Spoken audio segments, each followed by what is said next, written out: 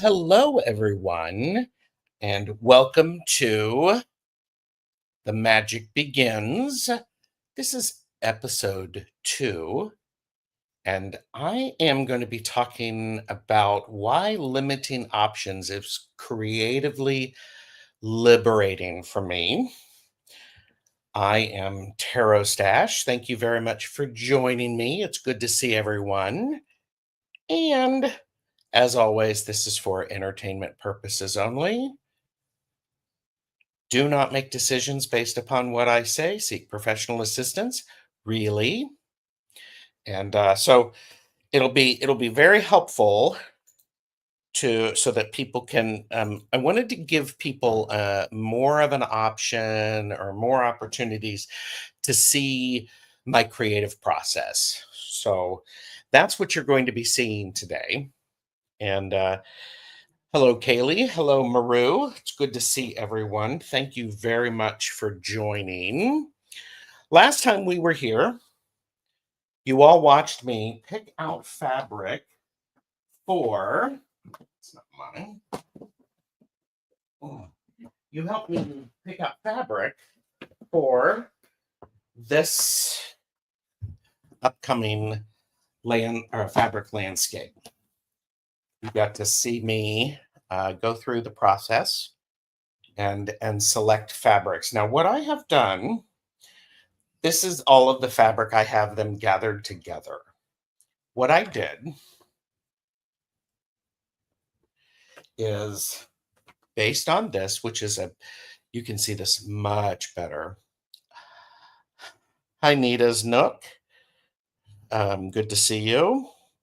Well, thank you, Kaylee. This is a setup. I did get an overhead camera. So this is the inspiration photo that I'm working on.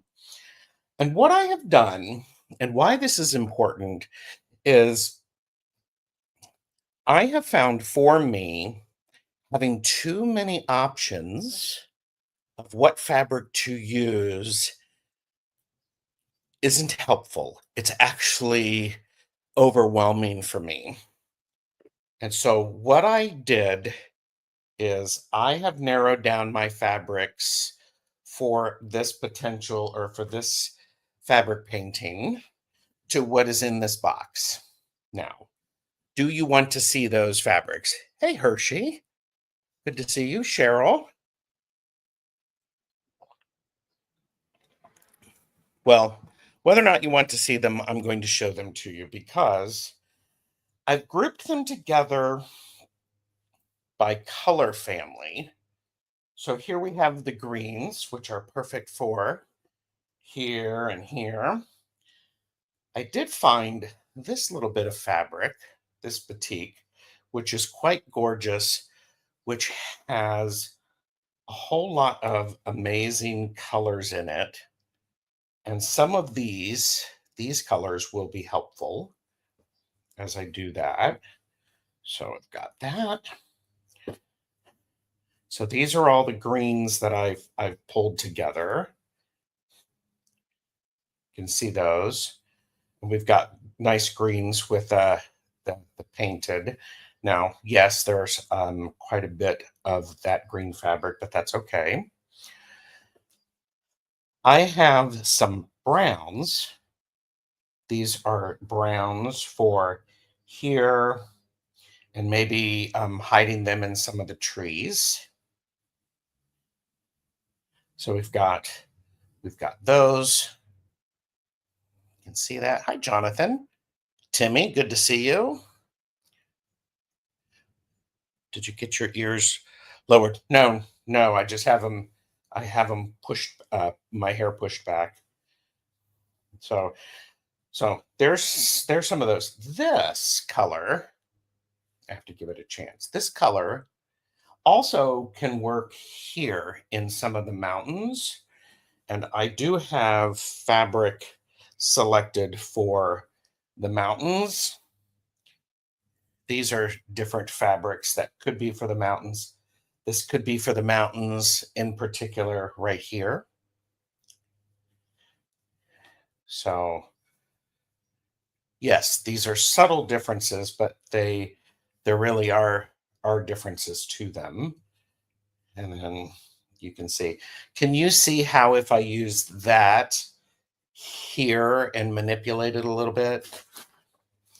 See if I can do that. So if I can manipulate it a little bit, you will be able to see a bit of this texture. So there's that. And then I also have, I was swapping through some um, some fabrics, and I found these little strips that I already have. I have a lot of greens picked as well. Hi, Beth. I can see that totally. The texture would be amazing. So here's some potentials for different areas. This is a fabric, a hand paint fabric, a batik that I think is just gorgeous. And then these.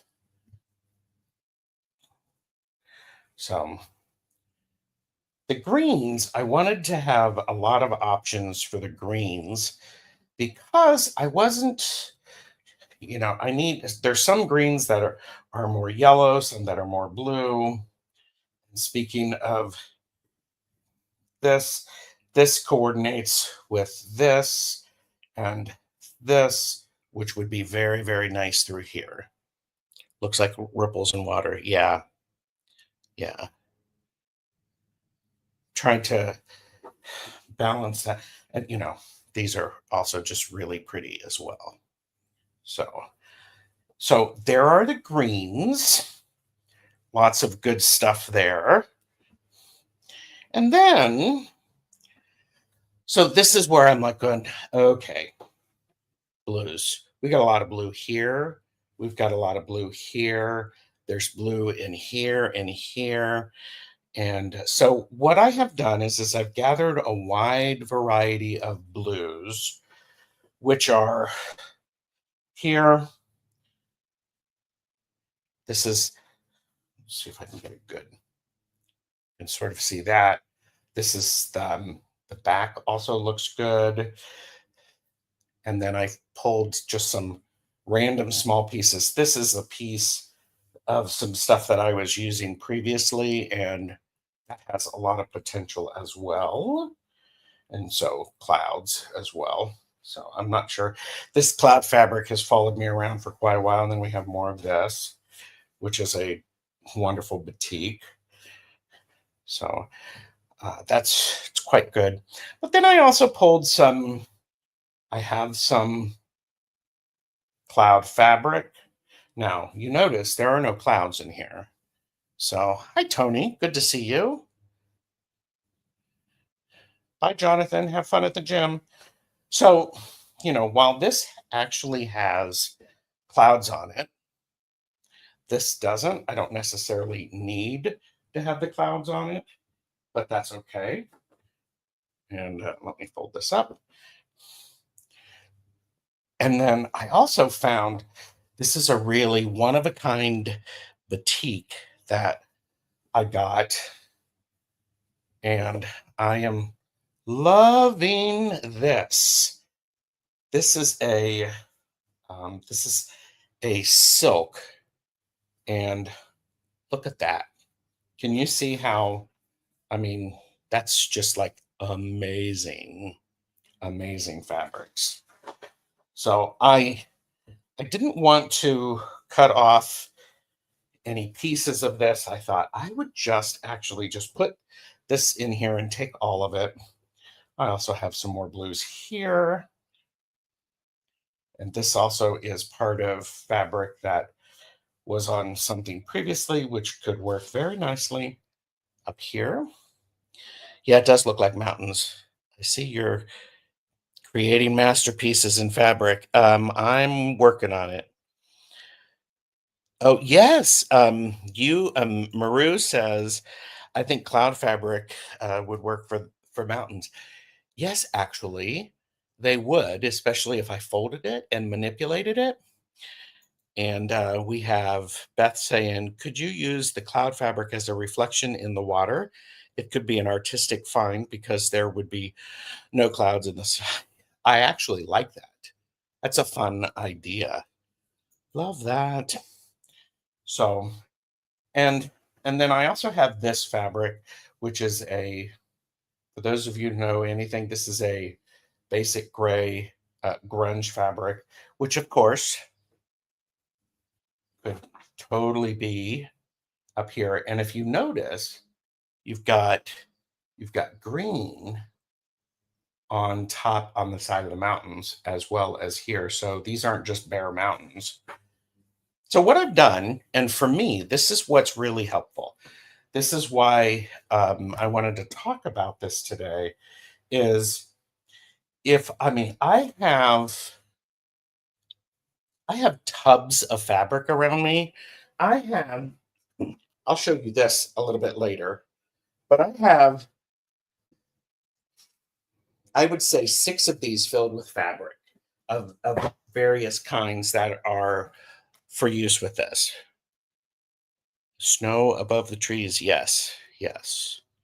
So, so I'm going to go ahead and put this back in here. And for me, it was really important because I was starting to feel a bit overwhelmed with the amount of fabric that I had in front of me.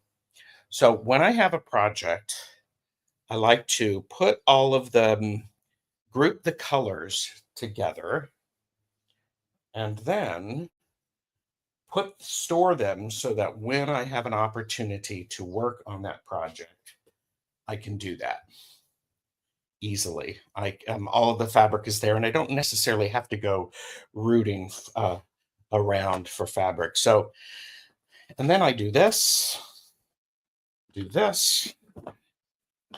making sure that all of that's in, and this is the fabric for this piece for my great nephew. So it's all in one area. It works very nicely for me because Gerald can get overwhelmed. And Beth said, yes, grouping colors together totally makes sense. No reds or oranges in that photo. It's interesting that you mentioned that because part of what I was also doing is I have multiple photos that I could use for this project. One of the things that I did was I put together, looks like there's orange in the middle of the water. Yes. Hi, Kiba.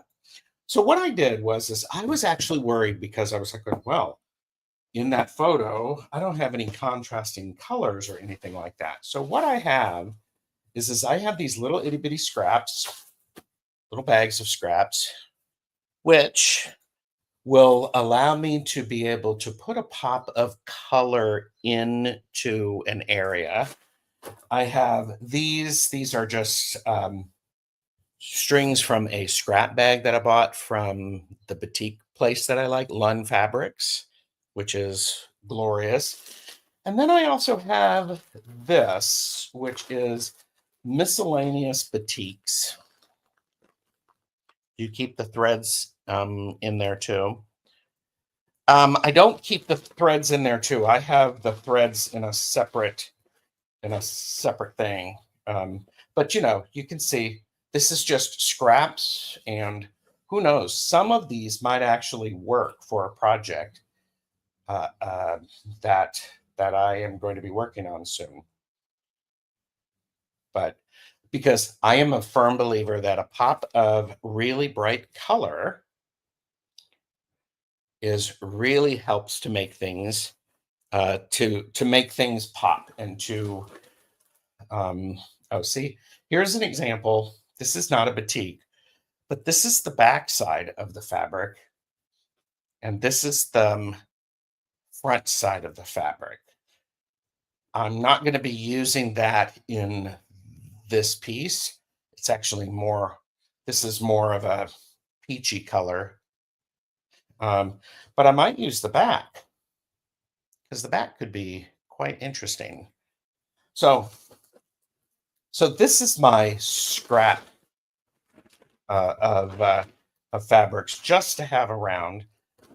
So because I did want to make sure that I had some colors to pop there. And then and then there's this, which has got all of the other fabrics. These are here you go. You got your oranges, you got your purples and dark purples and blues. So, and even some light ones. So, hi MLR. I had to give away a room full of fabric when I moved last year. Sigh. Oh, I'm so sorry. That's hard to do. With this, interesting, interesting bubbly designs come out of that two-sided fabric. Yeah, 70 psychedelia vibe. Yes.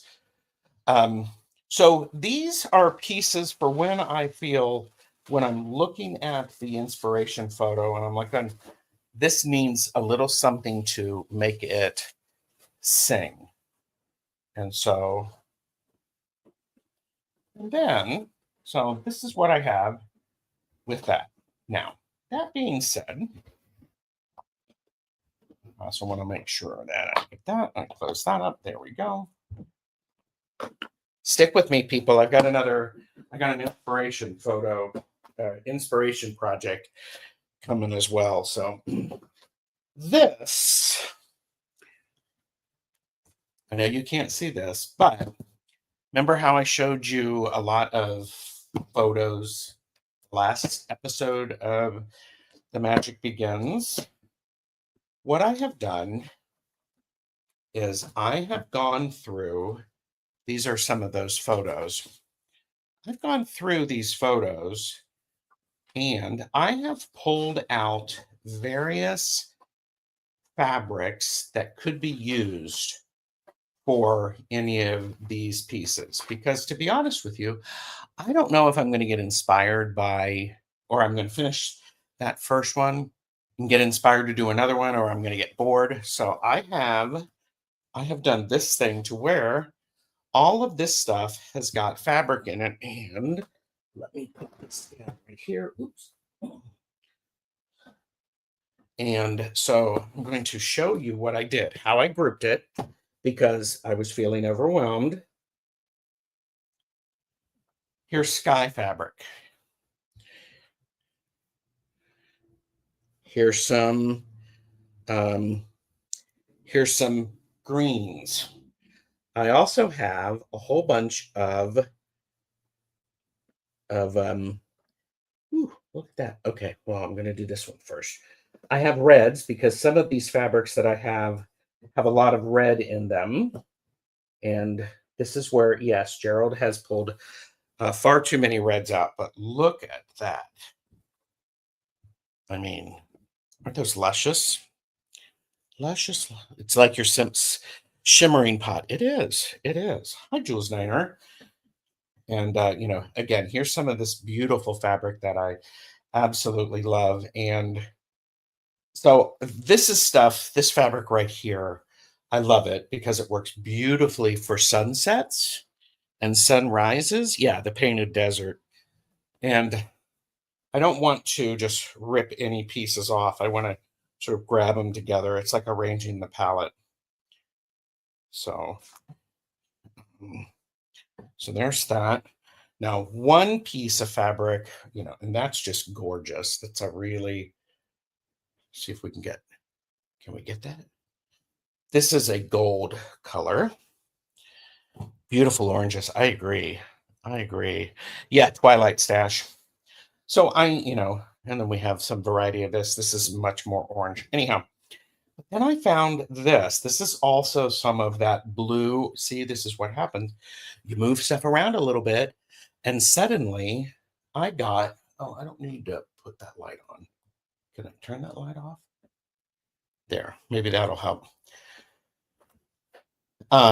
So this is more of that silk, and it's silk noil. It's a bit of a rough silk, but look at that. And I'm like going, well, if that doesn't say Southwest and desert, I'm not sure what will. I mean, and look at the range. So we've got the darks. So this is, again, I was very inspired by that. I'm going, oh yeah, look at that, look at that. And then I picked a whole bunch of grays. I'm not going to bore you all with that, but I picked some grays. And, like for instance, this has got grays and blues in it. I brought some denim also because I thought, yeah. And this is a heavier one, more denim. So yes, for the person who asked, do you ever mix types of fabric? The answer is yes. Yes, I do. And okay, so more grays. There's more grays. More grays. Maybe I do want to keep that light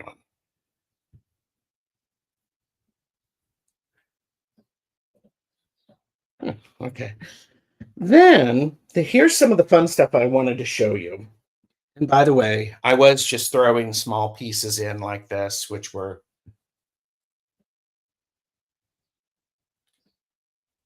huh.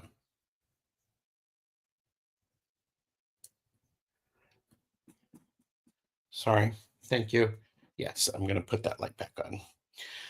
Small pieces like that. And then I have some tans, which are really nice. And then here's this. How about this for some texture? Shells. That can be a lot of fun. Gray is gorgeous and restful, never boring. That's true. So I'm looking forward to using some of this.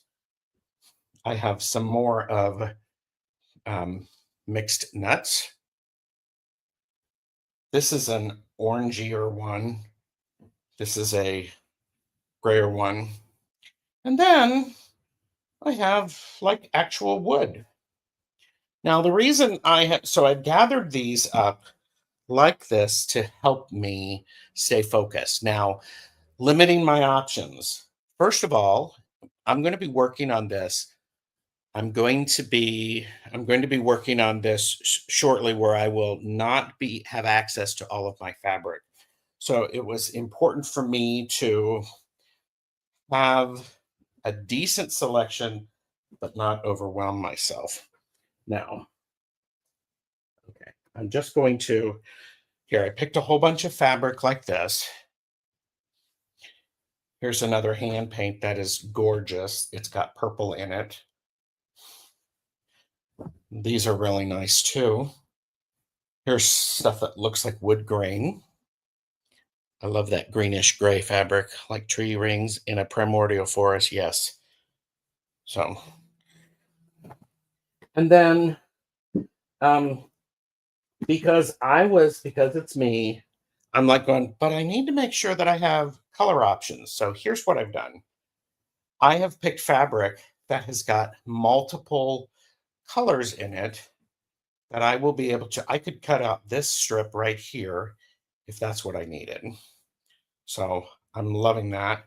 Got some purple in there, got some pink because I was like, I don't have any pops of color. And then grays and some more greens. And then here's all of the stuff that I've picked for the sky.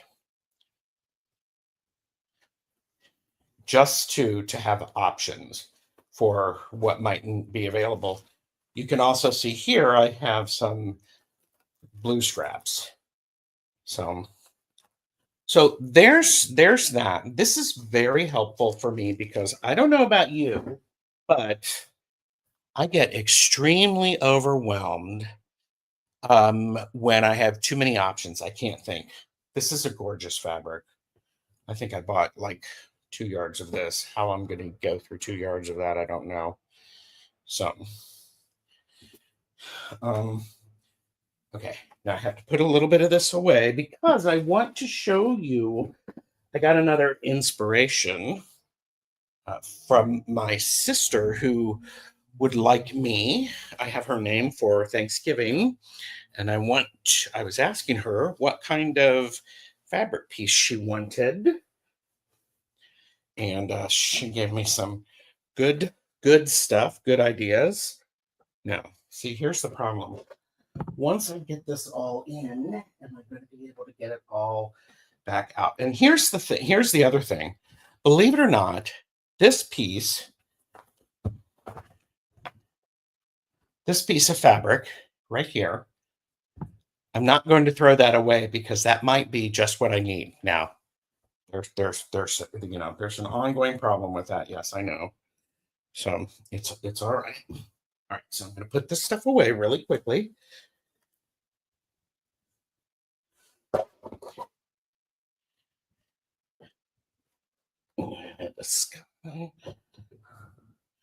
Okay. And so I have organized this so it's a bit grouped together, because that way. And yes, to answer your question, I will be probably ironing this fabric before I use it. Probably, not necessarily. But so you can see probably from some of those things that I just showed you, different stuff that would um, that can be used for that. Now, why limiting options is a good thing for me is Gerald gets overwhelmed and can't think because there's just too many options. In particular, my sister is interested in me doing something for her that is um, cherry blossoms. So, the cherry blossoms that I'm going to do for her, I was able to find some nice inspiration photos on a website called, yeah, Seven of Cups Syndrome. Exactly, Beth. I found some uh, um, usable pictures. Some people on Facebook have given me some a book of watches, a book of swatches. Yeah, it's sort of like a book of swatches, except they're not this big. They're actually a fair amount of size. But she's wanting something for to look like. See if I can go down so that you can see. She's wanting um, cherry blossoms. So I did some searching online, and some people on Facebook have sent me some very nice reference photos. So cherry blossoms, you can see those, and we'll see what this looks like. And so I was like, on this may be upside down, but anyhow, you're getting the idea. You can see. So I'm curious about where I'm going to go with that. This could be a fun little thing. That's just pretty. The one thing I like about this is, oh, I can't think, is that this is clear, the branch is clear, and the background is faded. That's just really fascinating to me. So, so I have gathered. I okay. Here's the thing, everybody. I have this commission piece that I need to get done, and petals, Gerald, so much more delicate than those landscapes. Yes, yes. Um, and so part of what I'm going to do is with those petals, I did do a little bit of searching. You can find cherry blossom fabric. So I'm going to look at cherry blossom fabric and maybe do some manipulation of that. However, here's the cool thing. I might actually make a 3D element out of the piece so that there could be a flat, there could be a flat surface, your traditional flat thing.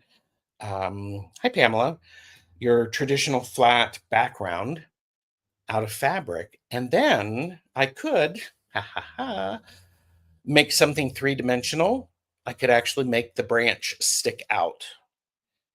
And so that's sort of what I'm considering with that. So, um, but yeah. So, like on my cape, yes, yes. So All right.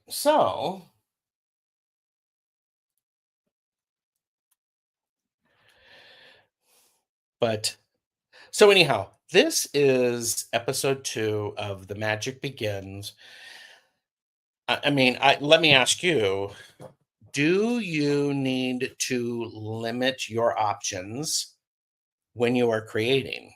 So do you have any netting or tulle fabric? Yes, I do actually. I do have another thing carried with some tool in it that I'm like going, this could be a nice option for several different pieces that I am looking at.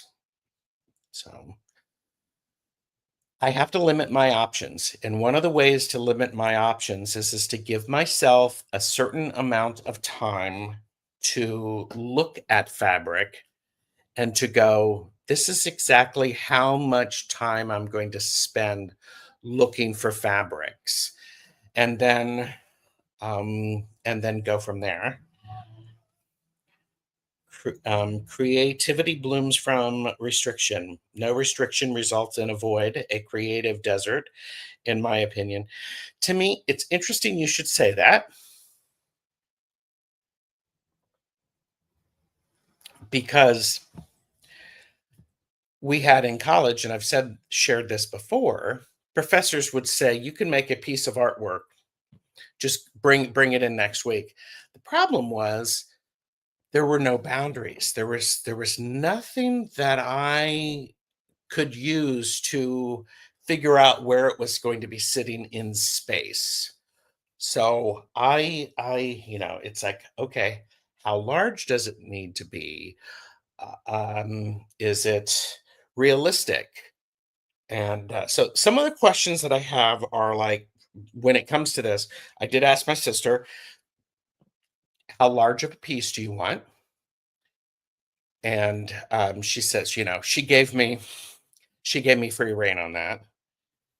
Um, and which is fine. But I did get some inspiration from the inspiration photos. And the nice thing about inspiration photos is they really do, they're reference photos. Some of these, I had somebody send me pictures of, because I wanted to know what the branches look like and how the branches went together. So if I were so that I could use that as a reference to see how detailed that I wanted to get. Yeah, oh yeah, they can be definitely painful restrictions as well. Um, I've said this before when it comes to creativity. I like to know the boundaries so that I can actually go up to those boundaries and press against them and push and push and push and push. So, yes, necessity is the mother of invention. Let me get caught up on some of the chat. Cheryl said, I suppose it depends on if the client will be machine washing the quilt or use it only as decor. Cheryl, that's a very, very good point. And these pieces that I'm making are for decor. So not going to be really a washing it. I could see tiny pouches of tulle wrapped in pink for buds. Yes. Yeah. Creativity blooms from restriction. Well, and it does go back to that idea that creativity, is it's important for us to be using our creativity because it's a form of resistance. So, um, I had that problem in university with the report I wrote. There was no page limit. The prof said, write as much as you think is deemed worthy of the grade you want. Yeah. It's like, oh my gosh. Yeah. So, and time is actually a painful restriction as well. You're right, Timmy, because for me, I'm trying to get into that panic mode of when it's just like, I've got to get this done. I've got to get this done.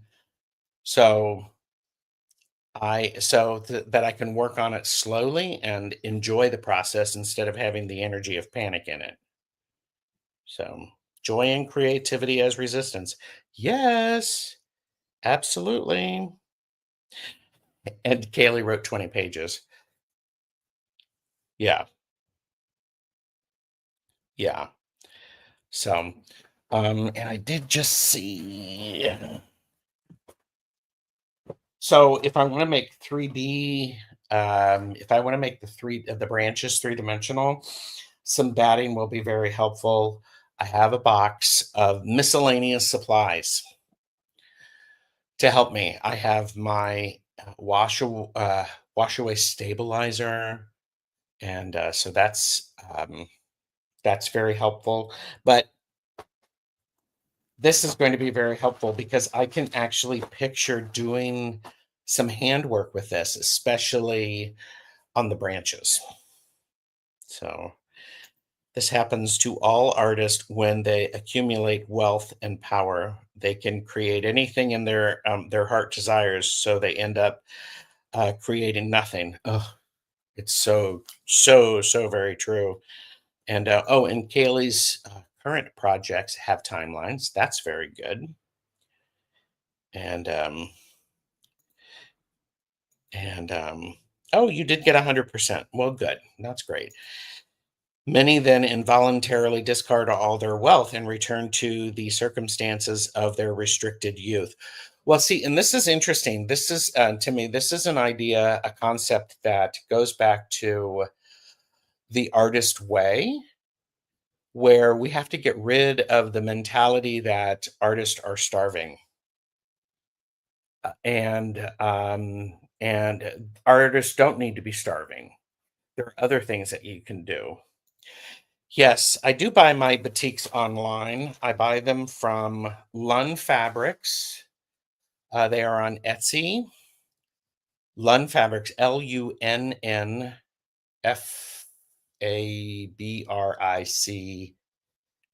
Lun Fabrics, and they are great. Problem is, and it's very disappointing. They're retiring these designers. They're the people who've created artisan boutiques for, I think it's Hoffman, and their pieces are really wonderful. So, um, but they're retiring. They're both of a certain age, and so the romantic notion of the starving artist serves capitalism. Yes, capitalism as well. Yes, it does. Yes, it does. Which is not true. But I think for me, and this is where you're going to see it, is the limitations that I give myself. Because I'll probably start on this piece on Thursday, and I want to have it almost finished by Friday. So, oh, you're welcome, Cheryl. And Cheryl, their stuff is quite good. They tear their fabric, so it stays on the grain line, and it's really incredible. And I wish I had some of their. They're really wonderful. They're wonderful. So, hi Garnet, good to see you. So that's what I've got. That's what I've got. Limiting options for me is creatively liberating because it allows me to it allows me to use a different thought process what inside the work, which is really quite cool. Let me see if I can do this so you can see me. Yeah, there you go. And so that's really very helpful. Oh my gosh, and my hair, you can tell I've been going crazy. So um so you'll probably see some more stuff like this. I probably won't be doing any lives of this process. You'll see some videos. If I do it, they won't be live. And it's all good. It's all good. but you'll still get to see it. Often my creativity is crippled by my desire for perfectionism. This can be paralyzing as to an artist. Yes, Timmy, I see you. I get it. I completely understand because for me, there comes a point when I have to stop looking at the reference photo and go, okay, this is a reference photo. Now I have to make what I'm working on look like a piece of artwork and have it all work together. So, oh, look at that. Thank you, Maru. That's great. And I also, um, and what's really nice for me is sometimes the fact of, yeah, sometimes I take a lot of photos. And if you've watched any of my fabric landscapes or my fabric paintings on the playlist included in the description, you'll see the process.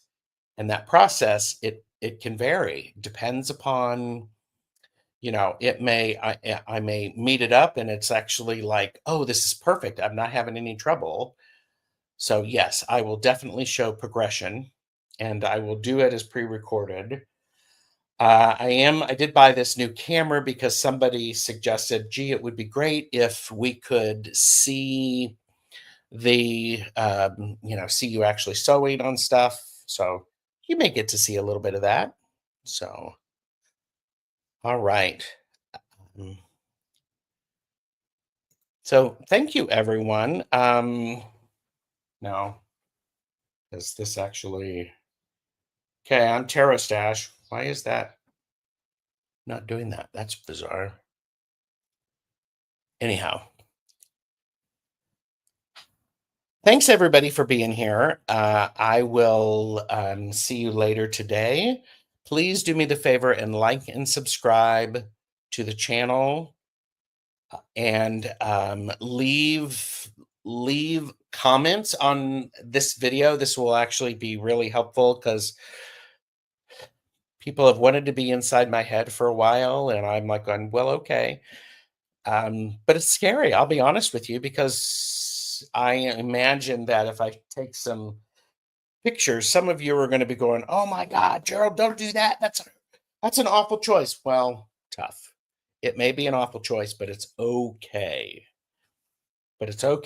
And you're very welcome. See you, Tony and Timmy. The pursuit of perfection is a worthy goal, but obtaining perfection is dangerous indeed. Yeah. I just want it to work together and I want to be happy with it. The other thing that I have learned is when as limiting my options, for me, it's extremely helpful to figure out how I'm going to hang the piece.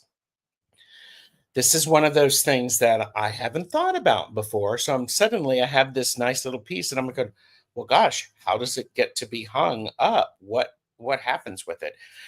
That's been one of those things that it's like, ooh, gosh. So I am thinking about that. And oh, do you want to see something else that I was considering? And I bought this recently here. Of course, you want to see it. And let me switch cameras a little bit. Perfection is unattainable. Crazy making, yes. Um, so can I? Okay, we can't do that. Let me do this and say here. Okay. So we're just now looking. This is something that I bought. It's a stitch book. And I bought it off of Etsy the end of the year. And it's assembled. Can you see that? Hi, Starla. Everybody say hi to Starla. I'm the Bob Ross of 2025. I always learn something new, and listening to your voice is stress reducing. Oh, well, that's good. There's an agreement there. But this is by Kim Edith, and this is this is something that I thought about. It was like, ooh, I wonder if I could, because I have a whole bunch of photos. This is a stitch book to where I could actually put stuff on both sides of this, little fabric sketches. And so then what it is then it is it's a fabric painting sketchbook, and it is very cool. I did purchase the instruction book on how to create this, which could be a lot of fun.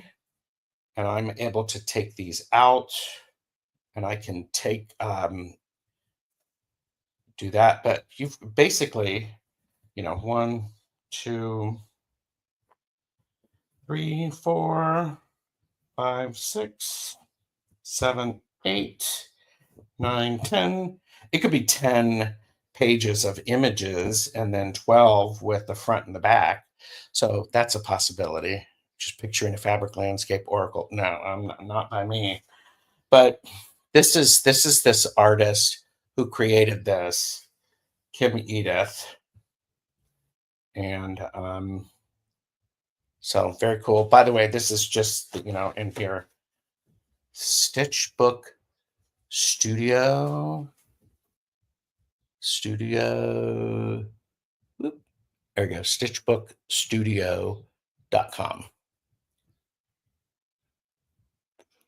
So, all right.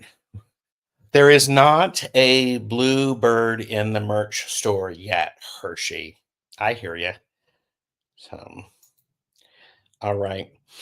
Everyone, thank you very much for. See, now I'm thinking I am going to take this so that I know how big these are, and then that's an interesting idea to consider. And this is sort of a neutral. I think I'm going to do that because then there's more sketches. Okay, I'm going to do that. Thanks, everybody. You've just seen me add extra stuff to my resources, but all right. So thanks, everybody, very much for being here. I appreciate you spending some of your time with us. Leave me a comment, and everyone have an amazing rest of your day. Bye.